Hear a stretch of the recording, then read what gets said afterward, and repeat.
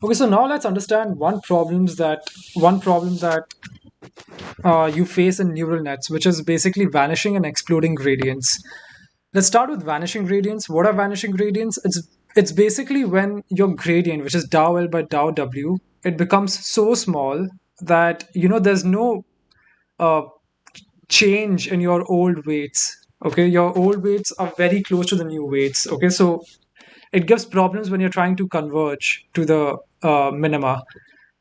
So if you take something like the sigmoid function, where I showed you in the last video that the differentiation of a sigmoid function basically gives a graph like this, where the maximum value is 0.25, right? So if I have something like dou L by dou O1, dou O3 into dou O3 by dou O2 into dou O2 by dou O1 into dou O1 by dou W11. Okay, this is basically your dou L by dou W11, right? Now, when your weights are so small, let's say that this is something like zero point 0.2, and then this is zero point 0.1, and this is zero point 0.1, and this is zero point 0.1 again. If you multiply this, you will get something like 0.00002, right? Yeah, you get 0.002. Now, this is such a small value that if you multiply to the learning rate and you subtract it from your old weights, your new weights will barely see any change in them, which makes convergence very, very slow. Okay. So this is the problem with vanishing gradients. Okay, this is what you call as vanishing gradients. Your gradient becomes so slow that your weights don't update at all. Your gradient becomes so small that your weights don't update at all. Okay, and this especially happens in sigmoid. So the only workaround this is to initialize your weights very well and choose a very good learning rate. And there are some other techniques in Keras and TensorFlow that work as well, like checkpoint and stopping and everything. So you can do all of that as well. I just wanted to explain what vanishing gradients are. You have vanishing gradients in both tan and sigmoid. So now it's easy to see why you have vanishing gradients, because this is the graph of the differentiation of the sigmoid function. But what about exploding gradients? Can you have exploding gradients in sigmoid? Yes, you can. Let me explain how. So I'll draw a small diagram over here. I have an input, x. The input is given to one perceptron with the activation function as a sigmoid. This input is z1, weight w1. Okay, I give it again to another sigmoid, then another one, and then this is my output. Okay, O3 sigmoid, Z3, O2, W3,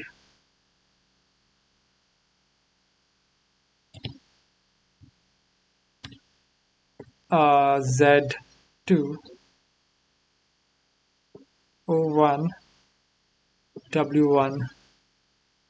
Wait, sorry, no, wait, W2, W3, Z3. Yeah, so this is basically, this Z is over here, right? So this is a simple it's a multi-layer, but like single line neural net, okay? So if I want to find the loss of this, I'm again going to take W transpose X. Let's take this as, let's take the, yeah, W transpose X plus B, okay? This is what is the value of my Z1. Z1, Z2, Z3, whatever. It's W transpose X plus B. So if I take dou L by dou W1, which is this one, if I want to update this weight, I basically have dou L by dou O3 into dou O3 by dou O2 into dou O2 by dou O1 into dou O1 by dou W1, right?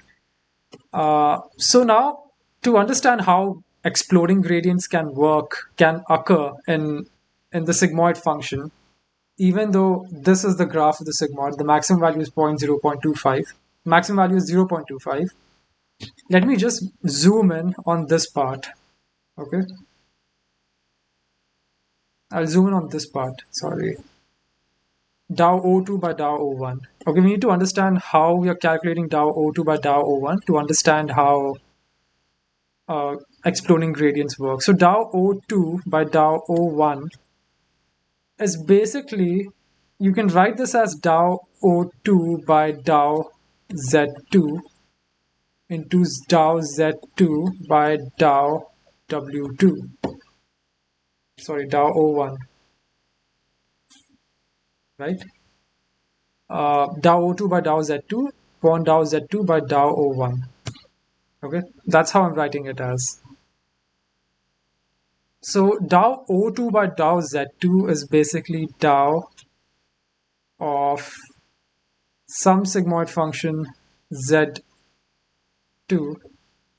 whole upon Dow Z2 into,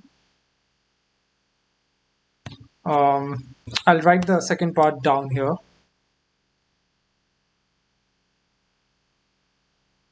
Dow Z2 is basically Dow of W transpose O1 plus B whole upon Dow O1. Right? This is what I've done. I've just expanded Dow Z2. Dow Z2 is nothing but Dow of W transpose of O1, which is the output, okay, plus B. Correct? That's what it is. So now I basically have over here Dow of sigma Z2 whole upon Dow of Z2 into Dow of, sorry, not Dow, I have WT, correct? Because if I differentiate this goes away and this goes away. So this is my final final equation that I have for Dow of O2 upon Dow of O1. Now over here, it's easy to see that if we're not careful in initializing our weights, and if W is very large, then you can run into the problem that's called exploding gradients. Basically, your gradient Dow L by Dow W1 will be so large that if this is your convex function to optimize, you just keep vacillating from left to right. You'll never reach the minima. It doesn't even have to be very large. It can be something like 1.25. But if you have a very deep network, okay, of like 100 layers or so, 1.25 to the power something like 100, that's very, very large, right? So you'll eventually run into this problem of exploding gradients. Now there are other ways, there are other techniques to overcome this. I'll discuss them later. But right now, you should just understand this idea of vanishing gradients and exploding gradients.